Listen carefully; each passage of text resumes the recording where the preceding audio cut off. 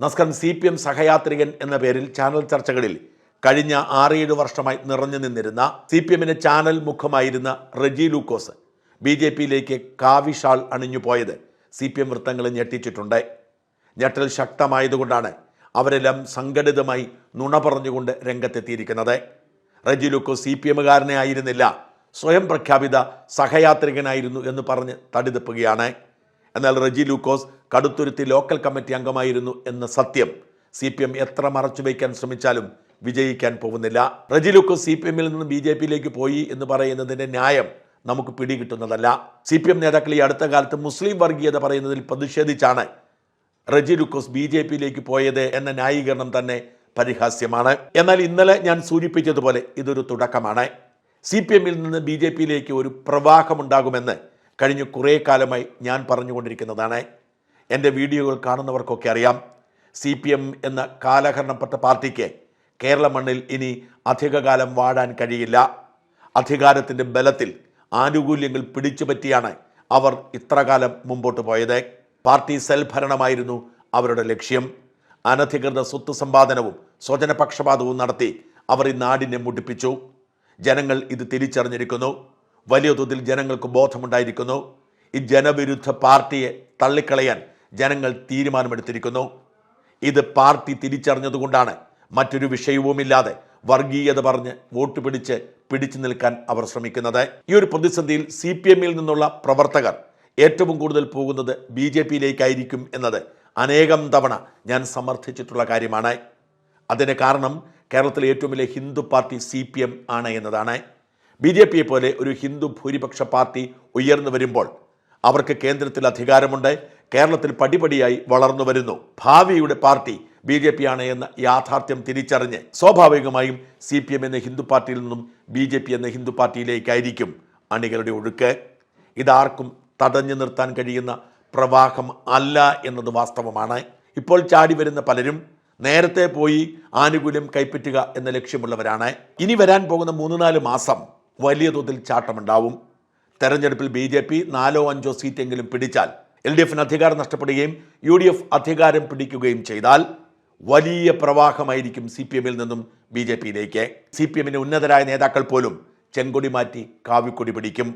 അതിനുള്ള സമയം അടുത്തുകൊണ്ടിരിക്കുന്നു. മുങ്ങുന്ന കപ്പലിൽ നിന്നും ആദ്യം ചാടി രക്ഷപ്പെടുന്നത് ആരെന്നറിയാൻ വേണ്ടി കേരളീയ സമൂഹം കാത്തിരിക്കുകയാണ്. എന്നാൽ ഈ പ്രവാഹം തുടങ്ങിയത് ഇന്നോ ഇന്നലെയോ അല്ല. കേരളത്തിൽ CPMന്റെ അടിത്തറയ്ക്ക് കഴിഞ്ഞ കുറേ കാലമായി കോട്ടം സംഭവിച്ചിട്ടുണ്ട്.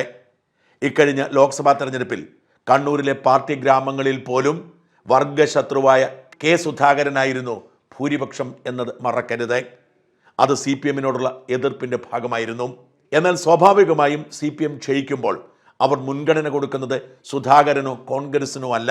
കാരണം മുസ്ലിം ക്രിസ്ത്യൻ ന്യൂനപക്ഷങ്ങളെ ചേർത്ത് പിടിച്ച് ന്യൂനപക്ഷ രാഷ്ട്രീയം ഉയർത്തിപ്പിടിക്കുന്ന മുന്നണിയാണ് UDF. അതുകൊണ്ട് തന്നെ ഇവരുടെ മുമ്പിലുള്ള വഴി BJP മാത്രമാണ്. കണ്ണൂരിലെ പാർട്ടി ഗ്രാമങ്ങളിൽ അടക്കം നേരത്തെ ആരംഭിച്ച ഈ ചലനം ഏറെ വൈകാതെ ശക്തിപ്പെടും.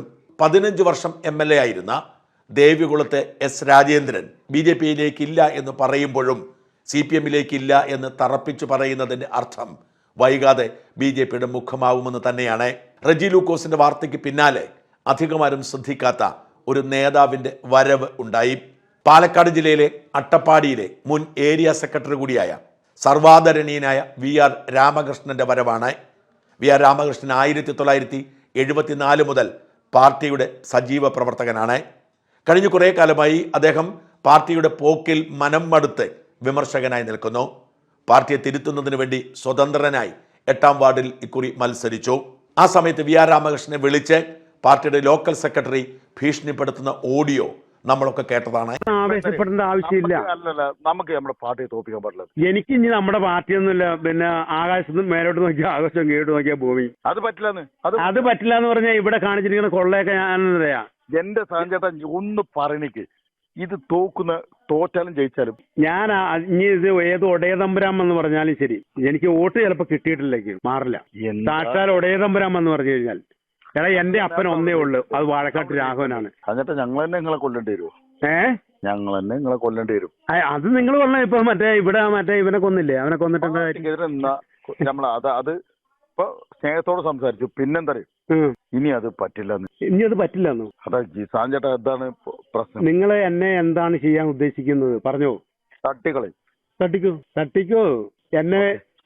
എന്നെ ഒരാളെ കൊന്നു കഴിഞ്ഞാലും എനിക്ക് 3 മക്കളും ഇപ്പൊ ഒരു 7 പേരക്കുട്ടികൾ, 7 ഇപ്പൊ 9 പേരക്കുട്ടികളാവും.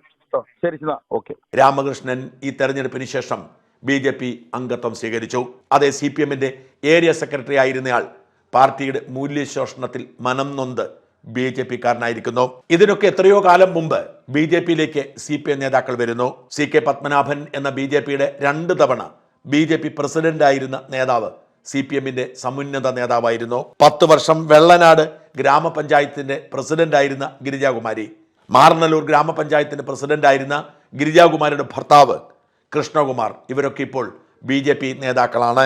2021 തെരഞ്ഞെടുപ്പ് സമയത്ത് വിഴിഞ്ഞത്തിന് സമീപം തോട്ടം എന്ന് പറയുന്ന സ്ഥലത്തെ CPM-ന്റെ ബ്രാഞ്ച് കമ്മിറ്റി സെക്രട്ടറിയും ബ്രാഞ്ച് കമ്മിറ്റിയും ഒന്നടങ്കമാണ് BJP-യിലേക്ക് ചേർന്നത്. ബ്രാഞ്ച് കമ്മിറ്റി ഓഫീസിലെ ചെഗുവരയുടെ പടം വായിച്ച് അവിടെ കാവിക്കളർ പൂശി.